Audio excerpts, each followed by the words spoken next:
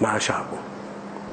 وخليني اقول لكم، انا قلت كلمتين او كلام كتير خلال السنتين اللي فاتوا، منهم قلت ان للشعب المصري ان الجيش المصري ده يعني هيبقى دايما نصير ليكم، وعمره ما هيقف ابدا قدام ارادتكم. وانا باكد ده تاني، مش باكده عشان انا في موقعي ده، لا، انا باكده عشان دي روح الجيش المصري.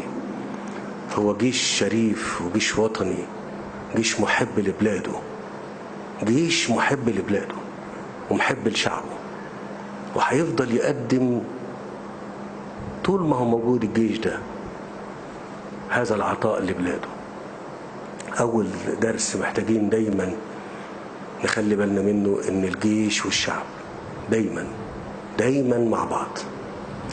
ده الدرس الأولاني اللي أنا حبيت أن أقول إن ده كان مهم إن احنا نستدعيه دلوقتي، لأن احنا في ظروف مش ظروف صعبة بتمر بمصر وبتمر بالمنطقة.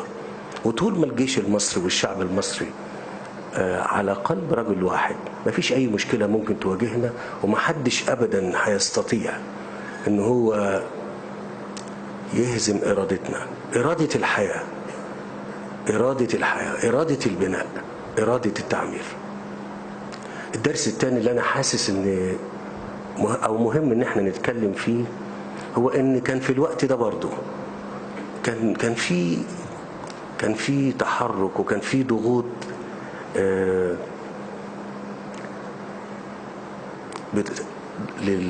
بتدفع القيادة السياسية للتحرك بسرعة لاستعادة الأرض واتخاذ قرار الحرب. أنا بفكر المصريين بالنقطة دي، بقول كان في الوقت ده كان في شباب الجامعة بيتحرك وبيتظاهر عايز بسرعة إن احنا نستعيد أرضنا ونستعيد كرامتنا تاني. ولكن القيادة السياسية في الوقت ده كانت حريصة على إن هي تاخد الوقت المناسب والإجراءات المناسبة عشان تحقق أو تنفذ القرار في الوقت اللي يحقق فيه أهدافه.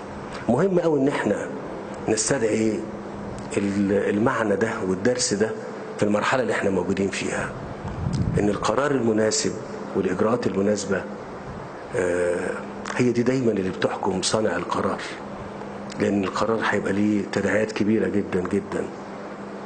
هو حريص على ان هي تحقق النجاح المطلوب. النقطة الثانية اللي أنا عايز أتكلم فيها هي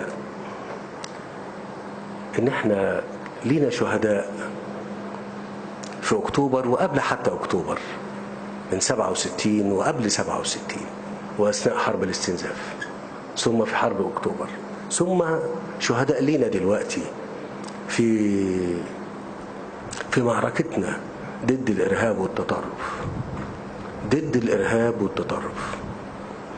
وأنا عايز أقول وبكرر الكلام ده كتير، وأرجو أن أنتم تكراره هو تأكيده، تكراره هو استدعائه، إن هو يبقى دايما ماسل قدامنا كلنا المصريين، إن احنا نبقى منتبهين قوي إن ما يدور حولنا وكمان اللي بيدور جوانا هنا في بلادنا لازم دايما ناخد بالنا منه، أبدا ما يغيبش عن عينينا.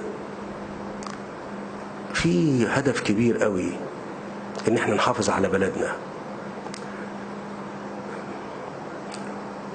جنب منها اي حاجة تبقى ملهاش قيمة. ان احنا نحافظ على مصر ونحافظ على شعبها، اي حاجة تانية جنب منها ما تبقاش ليها قيمة.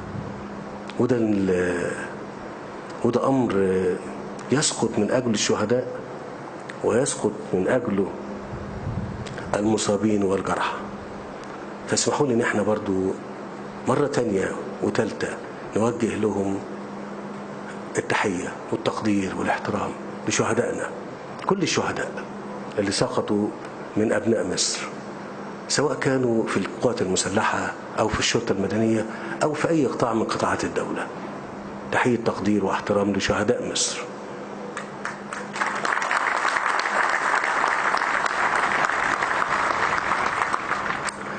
اتعملت محاولات كتيرة خلال السنين اللي فاتت لتكريم أبطال أكتوبر،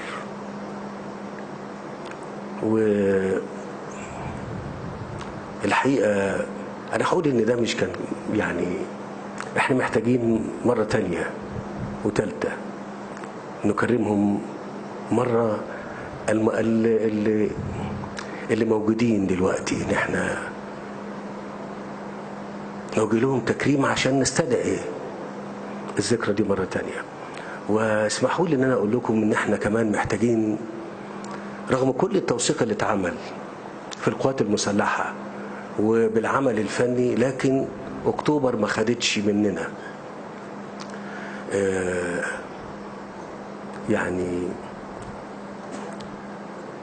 مش عايز أقول يعني عايزين نقدم روح أكتوبر بكل عشان الأجيال اللي موجودة، مش بس بعمل فني أو عمل درامي أو حتى عمل وثائقي، ولكن حتى تبقى تدرس لأبنائنا في المدارس بشكل مناسب وكمان في الجامعة، عشان يعرفوا أن الأوطان دايما بتعيش بالتضحية وبالعمل وبالعطاء.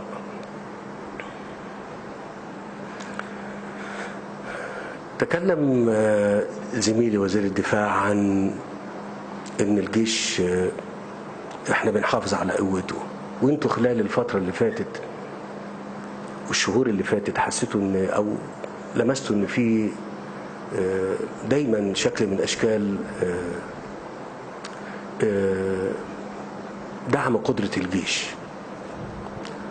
والحقيقة يمكن يبقى في نقاش يقول هل الموقف الاقتصادي يسمح لنا ان احنا